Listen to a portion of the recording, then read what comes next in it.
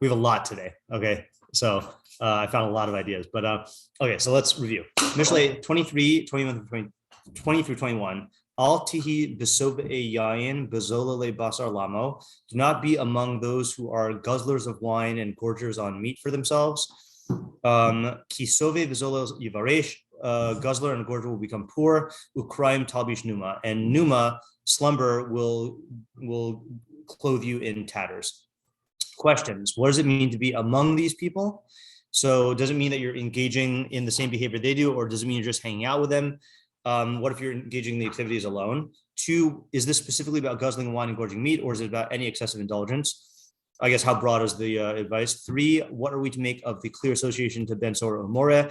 4, what does Lamo add? Why use the stylistic song form? Lamo is only used in songs, even though it means for themselves. 5, why is the order of Sove Vizolel switched from how it is in the Torah? Yeah, it's always very strange, right? Like if you're deliberately trying to associate to something and then you switch it, like in other words, ordinarily I wouldn't care about the order, but if you're deliberately associating something and then you switch it, and then it's a little weird. Like if someone quoted Amura Chachmos v'Yisoda Yisodos, I'd be like, what? What quantities of meat, wine, and slumber place you in this category? Is this relative to your level of wealth, or to, like, I don't know, what your needs are or whatever? 7, how does slumber fit into the rest of this musar? Is it to be treated as a separate clause, or is it part of the first description? By the way, I found Mefarshim who said explicitly, let's see, I think it was the Ho'il Moshe. So this is a new fellow. This is a contemporary of Shadal who was fairly recently added to Al Torah. He was a contemporary or a student of Shadal, I can't remember, but he's proven good even though he's short. So he said he translates Numa as Atzlus, okay, as laziness, and then I think the Ibn Kaspi also does that. No, he doesn't. Yeah, so he translates it as that, and the reason why I think this might be significant is because I said it's from Tanuma. Hine lo yanu lo yishan, but Rubino Yona that we read yesterday said laziness, and then Meiri, who we're going to see today, also says laziness. So I'm gonna go ahead and I don't think it's like a huge leap to say that slumber and laziness are related, but let's just go like that. So how does slumber or laziness fit into the rest of this musar? Is this to be treated as a separate clause, or is it part of the first description? How will guzzling and gorging make you poor? How will slumber clothe you in rags? And then who's the specific audience? And then we didn't actually write this question. How do these 2 pesukim fit in with the rest of the sequence, right, in this section? Yeah. Okay. So what we said yesterday, we read the Mitzudas David, who said, Besove yayin is b'chabura sove hayayin lishtos harbe. So it's not just telling you don't guzzle wine. It's saying don't be with a chabura of people who guzzle wine. And then lamo, he says, Rotalamer lahanas atmam, for their own benefit, their own enjoyment. Lola oneg shabbasos b'yomim tovim, not for oneg Shabbos and Yom Tov. V'chozer gam hayayin, and this is going. So he's saying that the what do you call it? Don't think it just means that people who gorge meat for themselves. It's also saying people who guzzle wine and gorge meat for themselves. And then the second Mitzvah David, meaning that the lamo isn't just qualifying the gorging. And then he says, Yivaresh poor, Yehi Rash V'ani, he'll be poor. Ukraim Hatznuma Hazos, this sleep, Milabeshes Ba'la Habagadim Kruim will clothe the person who has it in tattered garments. Ki Hamasbi B'Tanuma, someone who sleeps a lot, Yivarish Gamhu, he will also become poor. V'lo Yimtza Yado Lilbosh B'Gadim Shleimim, and he will not have the ability to buy to wear garments that are intact. So we said, according to the pshat, and I think this is a good pshat, that this is one of these like list pesukim that is going over lots of avenues how this consequence is going to come about. So help me to list all of them. First of all, the stuff that you're indulging in is beyond what you need, right? Secondly is that it is expensive. Third is that it keeps on ramping up, well, especially with the wine, that you're going to need more and more and more. Fourth is that because it's in a social context, you're not even going to be dictating how much you consume based on your own things. It's going to be based on what the crowd is doing. 5 is that it is going to have effects on your productivity and your work the next day because you're going to be staying up late, indulging in this stuff.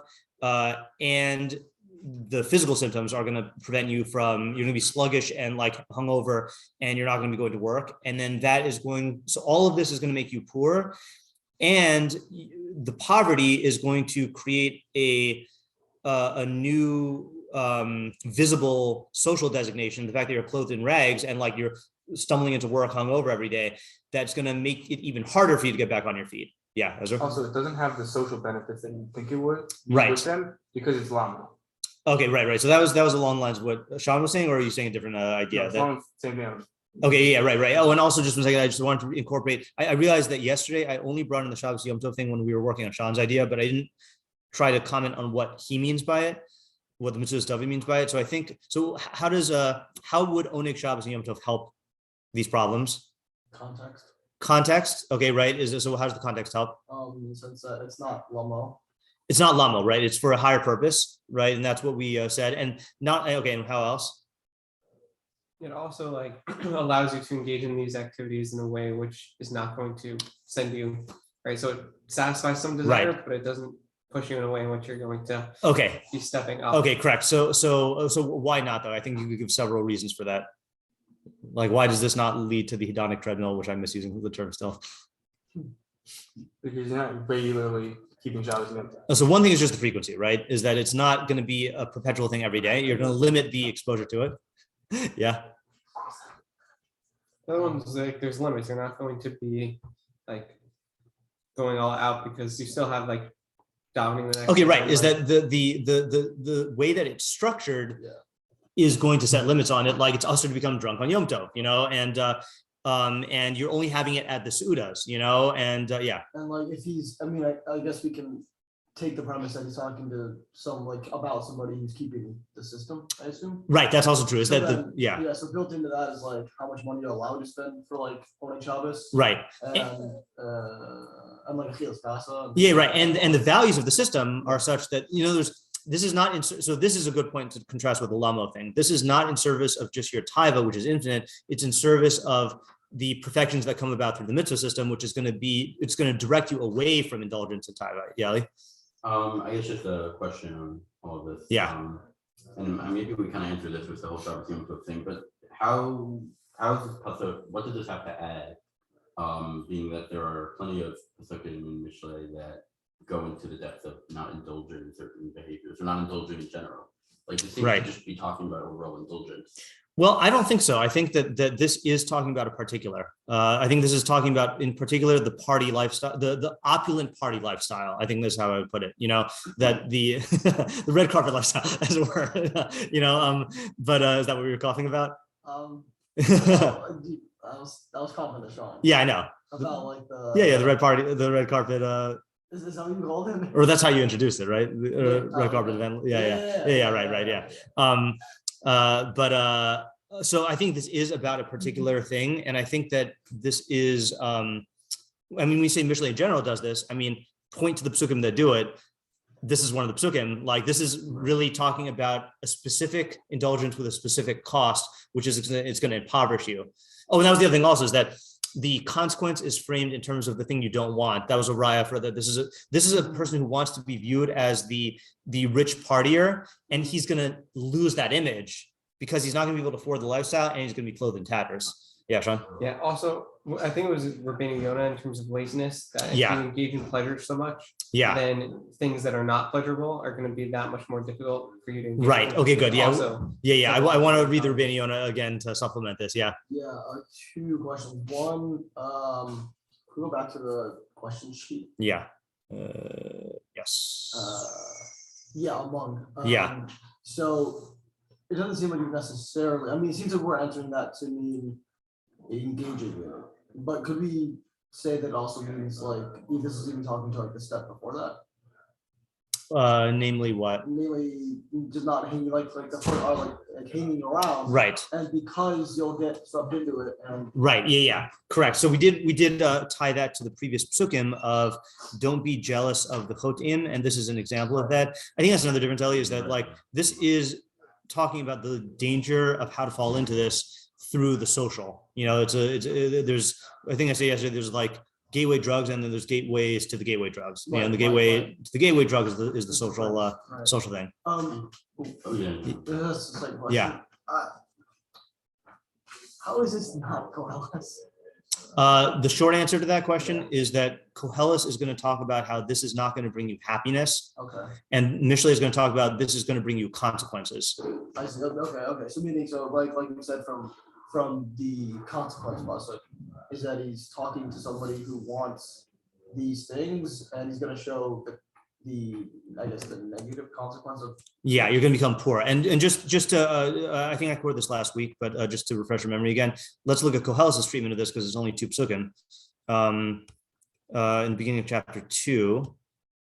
This is Musa versus philosophy. You could say that. You could also view it as 2 different dimensions of ethics of the means and the ends. Koheles is about the ends, and Mishlei is about the means. I said to myself, come, I'm going to go party. Okay, party with wine. That's anaska v'simcha. Urei b'tov, and have a good time. And I saw this is also futile. So first of all, that's the other thing. And then he expressed it, l'schok amarti miholal, to entertainment, I said, this is madness, u'lesimcha maza osa, and to partying, I said, what does this accomplish? Right, that's like, he's not finding it fulfilling. Not that it's going to impoverish him, he's going to get social consequences and not be able to afford the lifestyle anymore. So I guess also, like, I feel like we usually say that like Mishlei is going to talk to the guy and show him how to get what he wants, just in like a smart way. Yeah. Or in a chachma way, but right. In this case, doesn't seem like he's saying that, right? So I think that's why we have to look at it in the context of the pesukim that came up to that led up to this, because he beforehand is talking about having jealousy of Yiras Hashem all day and not being jealous of chotim, and this seems to be an example of being jealous of chotim. And it's hard to say because we haven't learned this later on, but the next pesukim yet. But look at 23. Emes knev al timkor. Chachma umusa rabina, purchase truth and don't sell it, right? Chachma musa and bina, that is also in the monetary realm, so we'll have to see how this contextualizes with the entire thing. Okay. But it's a fair question. Yeah, Ali? Yeah, I think you could even say, looking at this pasuk and compared to the pesukim of saying that you shouldn't indulge in that behavior. Yeah. And this one you shouldn't be among them. As 2 completely not completely different, but somewhat different vices, all within the same ballpark kind of thing. But one is this pasuk doesn't even necessarily have to be you're become one of those guzzlers or gorgers. This is its own flaw, just being around them. Okay, that's true, but he is saying though that you are going to become one of them because that's how you become poor. Well, it just says that guzzlers and gorgers become poor, and that might have bad consequences for you, even if you don't become poor yourself or become a guzzler or gorger. Okay, you could say that. How would you say though that you will become clothed? Sleep will clothe you in tatters. Right. So I don't know. Yeah, I think it's I agree with you in principle that these are 2 different vices, but I think it's a huge stretch to say that he's not telling his son. He is definitely warning his son, don't become a guzzler and a gorger, and he's saying this is how you would do it. I think just to say he's only warning his son about that separate vice without the idea that he's going to fall into it, I think that's a stretch. Yeah. And don't we have one of the Mishlei archetypes? I forget which one that really falls into this category of just indulgence and pleasure seeking. I forgot which one it is. Yeah, the Ksil, the veteran pleasure seeker. Yeah, correct. So this is a good depiction of a Ksil type lifestyle. He's indulging in this pleasure, and he's also just not thinking about the fact that it's going to impoverish him. Yeah. I want to make one methodology point that I wanted to make yesterday, but I'm kind of glad I didn't because it's fuller today. So there were 2 questions that were posed yesterday, one by Sean, one by Ellie, that in my mind registered similarly. Okay, actually 3 questions. Okay, the other one by Ezra. One was lamo. Okay, why does it use lamo? The other was Ellie saying, doesn't kriya evoke grieving? Right, and then there's the question of the zola, the sove, the zola being reversed. Okay, so to my mind, those are all in the same category of question, which is minor stylistic questions that we shouldn't put too much weight on. However, what's the approach to minor stylistic questions that we don't put too much weight on? Is that if you find that they contribute a nuance to the idea, then go ahead and like try to develop them. And then if it happens to be that your intuition like leads to a thing where that nuance expresses the essence of the idea, so then go ahead and run with it, but don't try to mine the nuance for the main idea, unless you're someone like the Malbim who like has a whole system for that. In other words, like so what happened is nothing happened yet with the Sovev Zolel, right? The Karaim, my response to your thing about the crime was like, yeah, I associate to grieving, but I could also associate to like tearing the Malchus away from Shaul, and I can associate to lots of things, and yeah, right, exactly. And not only can I associate to these things, but there is a more pshat thing, which is going to be in regs. So I was reluctant to take that approach. And then when Sean said his thing about how they're just doing it for themselves, I think you had an intuition that this is like a more primary in the idea, not just a nuance. I was like, okay, fine, we'll go along with it or whatever. But like, you should continue to work on it if that's where your intuition is going. But I, as someone who's not picking up on that intuition, shouldn't try to make that into like, I shouldn't feel that that's a nuance I have to explain to get the main idea, And like, this is part of the intuition training of intuition here of like, like to my mind, Mishlei could have said this. It could have just not said this, or it could have said it in many ways. And unless you're the Malbim who says every nuance is essential to the idea, then like, I think it's, okay to like minimize or ignore. Yeah. So I just want to point that out methodology wise. Okay, so let's go back to the Rubino Yona, all right, which we read yesterday, but we read it hastily. And was it starting on Tafresh and Ted or? Officially. Okay, fine. Officially, yeah. Well, we don't care about the official rules. All right. Sovev Zol Yivaresh Ukraim Tabish Numa. Balaganos Hatava Ulahoros Ki Derech Hatava Hu Haderech Hara. This is coming to degrade lust or addiction, and to indicate that the derech of pleasure addiction is a bad derech. V'gamin ha'olam hazeh ki tores, and it'll also take you out of olam hazeh. Again, that's a very Mishlei thing, right? The effects on olam hazeh. Ki animshach achrei taiva halo yihi zol v'soveh. If you're drawn for taiva, you will become a zol v'soveh. V'hinei hu yivaresh, and he'll become poor. Ki fazer hono lamalos tavaso. You will squander your money to fulfill your taiva. So that's everything we said so far. So this is a new point, that being drawn after enjoyments will give rise to laziness and sleep.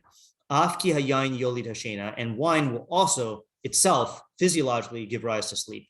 That's why it's degrading sleepfulness and saying Ukraim tabish numa. Okay, so I said we should quote this yesterday, which is Mishlei 6. This is by the ant, the famous ant. Yep, that's Mishlei. Am I thinking of? No, I thought it was Kohel. Unless I'm thinking of a different puzzle. Yeah, no, it's Mishlei. Atzel. Follow the ant's ways. Yeah. Kind of, and yeah. Lech el namala atzel. Go to the ant, you sluggard. See its ways and become wise. Asher inla katzin shoter moshel. It doesn't have any ruler, chief, or officer over it. Yet talking b'kayit lachma, she prepares her food in the summer. Agra b'katir machala, and gathers her food in the harvest. Okay, so that's what the ant does. Okay, there's separate ideas there. I know that Rabbi Yaakov Trachman read a whole book on ants to see like how far he could take this idea. He realized, no, this is just a metaphorical depiction. Well, yeah. Interesting because I don't know if this specifically, like, why is he using the feminine for the ant? Because the word is feminine. I was gonna say because also like the worker ants are female. Oh, interesting. Yeah, I don't think they knew that back then. Yeah. Maybe so. He can talk to animals. Isn't the mall also have parents? I don't know. I'm not sure in biblical usage. All right. Ad masai asal tishka. No, this is the part he was actually quoting. Until when, O lazy person, will you sleep? Masai taku mishna saka. When will you get up from your sleep? Ma'at shenos, ma'at tunus, ma'at chibuk yadayim. A little bit of sleep, a little bit of slumber, a little bit of folding your hands to rest. Ubaki mahalek reishacha umachzorcha ki ish magain. And your poverty will come like a traveler, and your lack like an armed soldier. And I think the mashal from the last time we did this in 2021, I think, like, I guess what's the amendment about, or in the Bill of Rights about quartering soldiers? Third Amendment? Yeah, what's the lashon? Oh, I don't know. Okay. Or not the exact lashon, but Drawing in quarter. no. Bill of Rights. Okay, ad block. But you don't have the right to decline soldiers. Oh my goodness, this is getting slow. Eminent domain? That's seizing property, right? No soldier shall in a time of peace be quartered in any house without the consent of the owner, nor in time of war, but in a manner to be prescribed by the law. So I guess in the old, the reason why this is in the Bill of Rights is because it was very common that like the king can just like sending his army like to a place, they could just like barge into your house and just like take up all your resources and do whatever. So I think that's what he means by the Ishmael gain. And the idea is that if you allow yourself these little indulgences, and notice how he goes in descending order. Tishkav is like sleeping, I think. Shena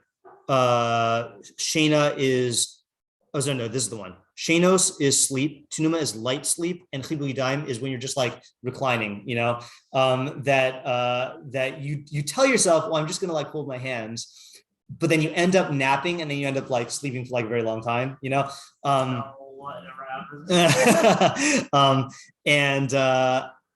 what's going to happen is if you indulge in this habit, then you're going to wake up one day and realize that you're poor, right? Because you're going to be missing, again, like if it's in contemporary example that it's in the parts that you guys are in, it's going to be in terms of your schoolwork. If it's later on in work, it's going to be like your job. If it's going to be like other responsibilities, so Rubino Yona is invoking that. Why? Because the connection between laziness and sleep and poverty. Yeah, Ali? And poor in this context, I assume, doesn't mean just financially, like the other, and I think it's Kohelet that says like wealthy and poor, like that's dependent on your satisfaction or contentment. So here he's talking literally because he's saying you're going to be clothed in tatters. Oh, okay. Fine. Right. Now, I wouldn't say it's exclusively limited to that, and we're going to see a metaphorical interpretation in the Meiri. But yeah, it's definitely clothing you in tatters. I guess, but in the case of the ants. In the ants, yeah, that it's similarly. The word poor. Here it doesn't specifically mention poorness, or it mentions it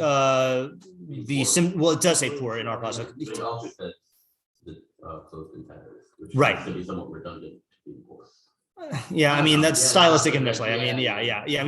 Remember, the thing that affects your emotions is imagery, right? That's why I use imagery. Saying you're going to become poor is one thing, but if you imagine yourself walking around and people are like looking at you and you can't afford clothing that's intact and they're not saying anything, but that they know that you can't afford this because you spent all your money on wine and meat and have been fired from your job, that affects your emotions. And that's the derech of Mishlei, is like you have to, in an ideal world, we would have an hour and a half for Mishlei. And what we would do is we would use the last half hour to like evoke the particular psychological imagery that affects our emotions and come up with real world examples and like have it really affect us. Unfortunately, you have to do that work on your own, because that's not the best use of our time here. Okay, then he says, it's possible, I didn't catch that yesterday. It's possible to explain that this pasuk comes to degrade these two midos, hatanugim v'ha'atzla. Isn't that what he said before? I don't know why he's introducing this again. Enjoyments and laziness. Kishtehen meroshashos esaish. Both of them will impoverish the person. I think he's actually, okay, I think in the previous one, he was saying that the indulgence is going to give rise to laziness and the wine is going to give rise to laziness. Here he's saying that maybe this is coming to target both of them equally. It's proper for the Av to rebuke on these midos first, because abstaining from tikkun haguf, from tanugim, and then doing the opposite of laziness is a good benefit. Your body is the abode of your soul. We got to remember also Sadigon, in his Hagdama says that these are the two midos, the only two midos. Okay, and all the midos fit into these categories is tava and atzlus. Okay, let's just read it because he says it so eloquently in the Hagdama. Oh no, bad. These are the only two bad midos. Yeah. So in the Hagdama, Sadi Gaon says. Oh, every time I read this one, yeah. Yeah. This is Kapak's Hagdama. Here we go over. Yeah, here we go. V'omer ki kol ma she'hateva nirta mimenu. Anything that your teva here, he means your instinctual nature recoils from. Huma shemiyago umatzar la'altar is immediate pain and suffering, or is immediate exertion and pain. Okay, lefi sheish b'midos of nikra sug nikra ha'atzlus, because your midos have an imperfection called laziness. So laziness is recoiling from immediate pain and exertion. Okay, v'chol ma shehu nota elav v'shoef lo huma shemasam shemasamcho ango miyad. You are drawn to anything that gives you immediate joy and pleasure. And that's what's called tava. Okay. Therefore,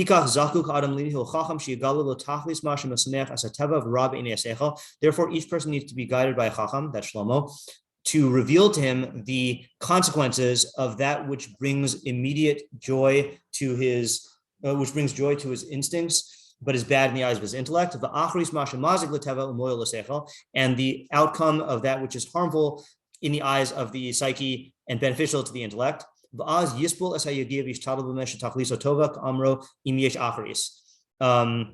Then you will strive for that which has a good outcome. And then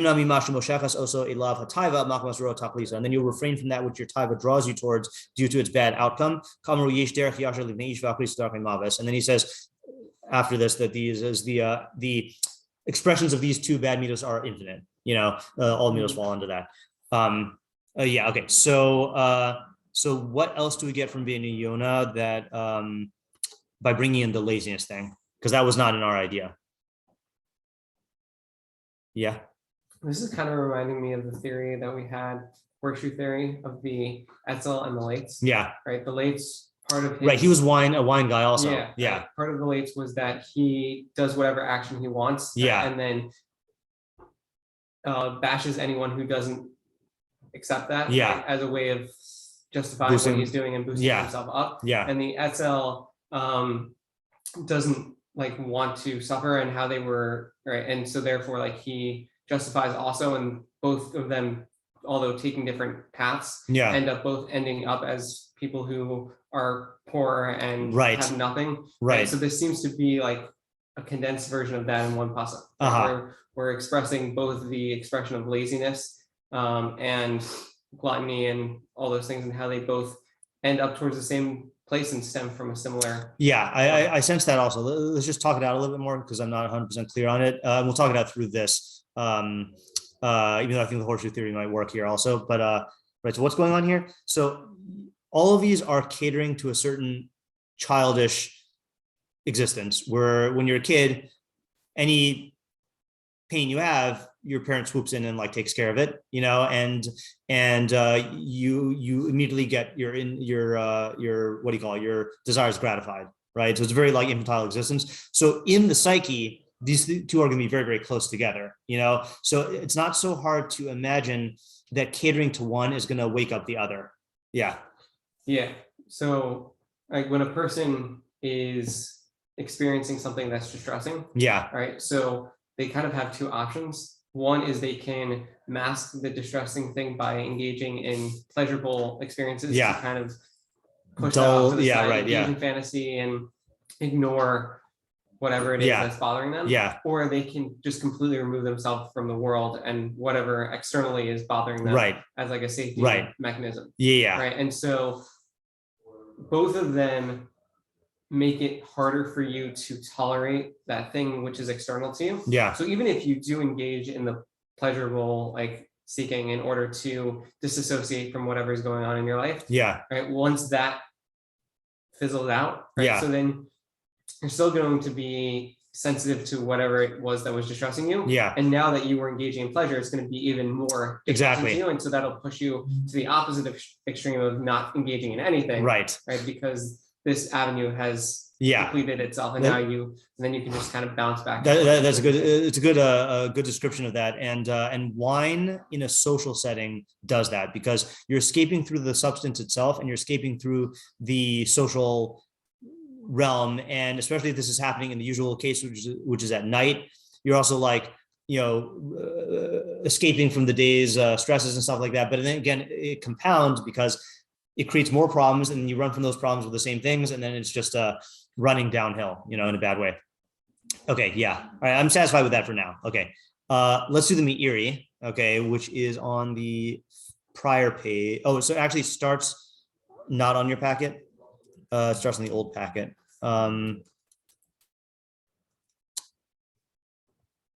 this is going to take us into the metaphorical interpretation also, I think, the derech nistar. Okay, so Meiri says on these three pesukim, Shema ata b'ni v'chacham v'asher b'derech libecha. So he says, Habez sheb'milas b'derech psucha. So there's a patach under the bet, which means the path. Klomar b'derech hayadua, the known path. V'hu haderech hayashar v'hamamutza, which is the path of uprightness and moderation. Okay, so he's saying, put your heart on the path of moderation, and then this is an example of not moderation. Okay, that's his what do you call his framing here.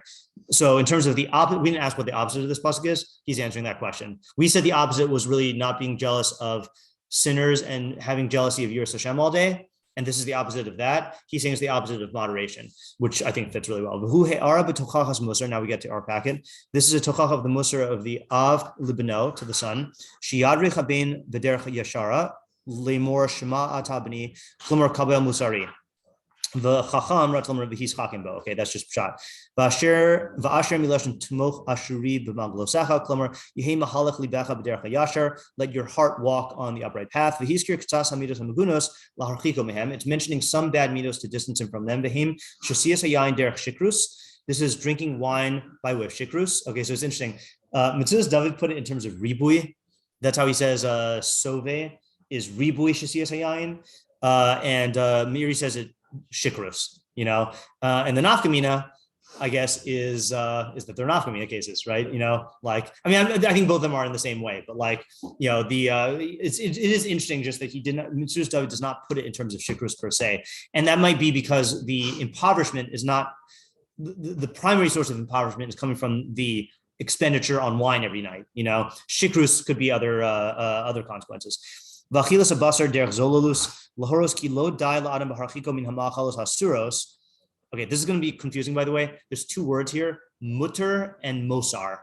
Okay, mutter means permissible and mosar means excess. And I don't know which one he uses in each case. So we'll have to play around with it. It says, lahoros, this is teaching you, ki lo dai la'adam b'harchiko min hamachalos hasuros. It's not enough for a person to refrain from foods that are asur. Hamutaros derech garguranus umosros. Yeah. Okay, right. And to eat the mutter foods by way of gluttony and excess. Okay. Aval sheyimna atmo mikol ha mosros akba machalos hamutaros. Okay, right. You also have to what do you call? I got the imagery of Indiana Jones jumping on the letters and that flying. I don't know why. You also have to refrain from all excesses, even in the foods that are mutter to you. Mutaros. This is true in all things that are mutter. What's the difference between those two? He's saying in foods and in all things that are mutter or excess. Oh, okay. Yeah. Vivaresh milashon oni vidalus. Vivaresh means to become impoverished because there's rush v'osher al titain li, like it says later on in Mishlei. Poverty and wealth do not give me. I give a shiur on that. Yeah, okay, fine. Never mind. All right. V'hem shnei shurashim b'inyan achad. These are two shurashim with one inyan. Okay, fine. V'amarlo shekol mavakish hamosros. Sofo shiis maskein l'rov pizuro. Anyone who seeks excess will, in the end, become poor due to his lavish spending. V'siyim devara b'asharas ha'atzlus. He concludes his words with a warning against laziness. V'yi'id lo shehatanuma v'hashena hatadira Hadavka ba'adam, it's warning him that sleep, dozing and sleep, which is constantly clinging to a person, that gives rise to laziness. And it will cause him to adorn himself with torn garments. I have to mention this also. So, I'm in favor of sleep, right? I'm in favor of naps. But the thing is you always have to ask yourself, am I napping or sleeping because I need it, or because it's pleasurable, or because I'm escaping reality, And I think if you're sleeping because you need it, so then that's going to make your body healthier. And since the body is the abode of the soul, then it'll make your soul better. But when he says sleep gives rise to laziness, indulging in that part of you that wants to escape reality or that wants to pamper yourself will actually make you more prone to escaping immediate pleasure in the future. So it's because on the surface, what do you mean sleeping makes you lazy? Like I understand sleeping is a symptom of laziness, but how does it make you lazy? Oh, because what you're doing is you're saying, I feel the day coming ahead of me, and there are a lot of conflicts and exertions and work I have to do, and I want to escape. So you just escape. So you're strengthening the muscle that propels you to retreat from reality. And that's a dangerous game. Okay, so I think this is not significantly different from Rubino Yona. I think he just talks it out in a different way, and he puts the emphasis on moderation and excess versus Rubino Yona seeming to put the emphasis on the particulars of the wine. But I think they're both true. Okay, then he applies it to chachma. Derech chachma. Now I don't know why he doesn't say derech nistar. He's deviating from his lashon here. He's here gamkein shelo yilmod b'kafitza uvebilbul b'derech harisa uvebilti seder. Okay, he's warning you not to learn. He said this before, in leaping and confusion and breaking through and not in order. So he's saying, don't go about your learning in a disorderly, hasty, skipping stepsy type way. All right. You have to do it in a seder and with consistency and in an order. It's telling you that if you do this, she is masking mikol chachma. You're going to become poor from all chachma. So how's he interpreting the mashal? This is a cool interpretation. Like that guzzling and gorging are a fast way of doing it. Yeah. So the basar, we know basar is like lechem and basar is a mashal for Torah, right? This is what the Rambam uses for the davar katan, and then yain is also mashal for Torah, right? So gorging yourself on wine and basar is going to be bad. I have a thing. I don't know if I should say this. I'm going to say it, but I'm going to stop the recording. Okay. Pause. I just want to finish the Meiri and then just do the Gra really quickly. So he says, Ki bilbul seder halimud hu sibas hashichacha. So he gives a different reason. He says that it's going to, if you confuse the order of your learning, it's going to lead to forgetting. It also warns, promises? Yeah, promises. Wait, yid? Yeah, promises. If you learn in a lazy manner, should tell bishenu karaim that you'll wear torn garments. Kamram zal kolamis atzel torasa nasis karaim. Anyone who's lazy, his Torah will be tatters. Okay. Kolomar she'eno zocher hadvarim kasidran aval achas hinab achasain. You're not going to remember things in order. You're just going to remember this here and that there. So the Gra gives a different interpretation of that. At the end, he says, if you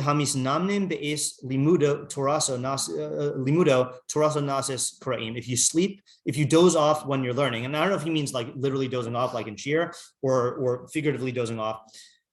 Oh yeah, he says like that. Okay, what does it mean? You learn first, and then you take a break, and then you learn, and that's what you do every day, right? So he seems to be saying frequent breaks in your learning, like the opposite of being of what they call hasmada, of having the consistency in your learning. Who kebeg kura? Then you're going to be like a torn garment. About hazolo v'sove she'eno lomed klal. So he says that zolo v'sove is not learning at all. Who yivare? She'll become poor. Shishkach kol mashalamad. Okay, that's a different interpretation. So, but I think you can combine the two. Like anywhere. Again, let's just take this inside Egon's definition. If laziness is avoiding immediate pain and conflict, if you learn in a lazy manner, that means that when pain and conflict and exertion and frustration come up in learning, you avoid that. That's going to lead to you're going to have torn Torah. So I think that's a good good Musar Haskell for people in yeshiva. So Yeah. one kids. That's what it's- Yeah, you got and B'kiyus, that's the other thing about B'kiyus, it's training and torture, right? There are torturous aspects of learning where you have to like do the work and it's going to benefit you in the long run. But if you hide and escape and come up with excuses to not engage in it in the short run, then you're going to end up with Torah and Torah. Yeah. Okay. Jam-packed pesukim here. There's more. There's the Malvim also, which is really good, but that's it for today. Okay. Have a good day. Thank you. Yeah. Thank you.